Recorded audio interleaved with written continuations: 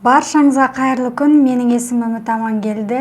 Бүгінгі видеомның басын тұрақты көрермендеріме алғыс айтумен бастағым келіп отыр. Менің тұрақты, сүйікті оқырмандарым, сіздер үнемі мені қанаттандырып, ыстық ықыластарыңызды білдіріп отырасыздар. Сіздерге үлкен адами алғысымды жеткізгім келеді. Отбасыларыңызға амандық, бауырларыңызға бүтіндік тілеймін. Бар жақсылықты тілеймін. Ал бүгін сіздерге өте ерекше дәмді, тез, пайдалы дайын болатын салаттың рецептін ұсынбақпын. Бір кейде жағдайлар болады, жақындарыңыз, достарыңыз қазір келемін, 15 минутта келемін деп хабарласып жатады. Бұл дәл сондай жағдайға арналған салат. Видеоны соңына дейін қарап, каналыма тіркеліп, лайк басып кетулеріңізді сұраймын. Ал ендеше кеттік.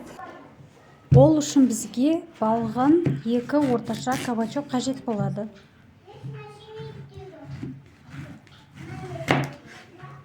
Оны ортасынан бөліп, ірі-ірі кубик етіп турап аламыз.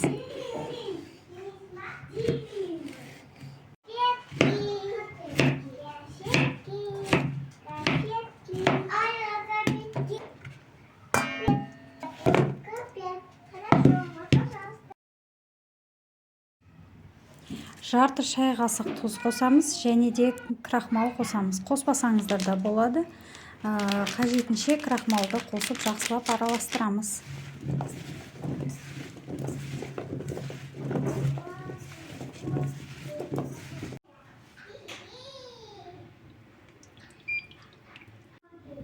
Табағымызға сұйық майымызды құйып отырып, аз-аздан салып, жақсылап отырып қуырып аламыз.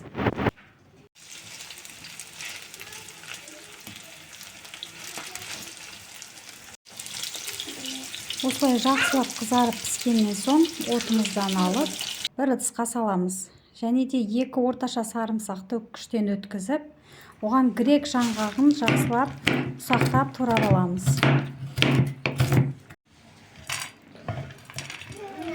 Үккіштен өткен сарымсағымызға қосып, 1 ас қасық майонезді қосып жақсылап араластырамыз.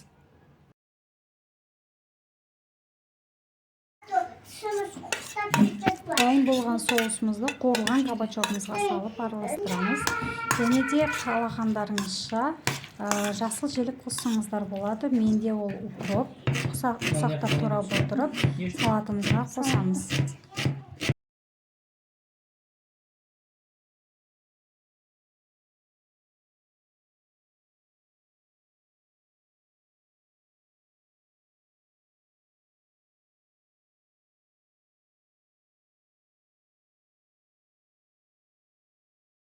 Осымен салатымыз дайын, өте дәмді әрі пайдалы.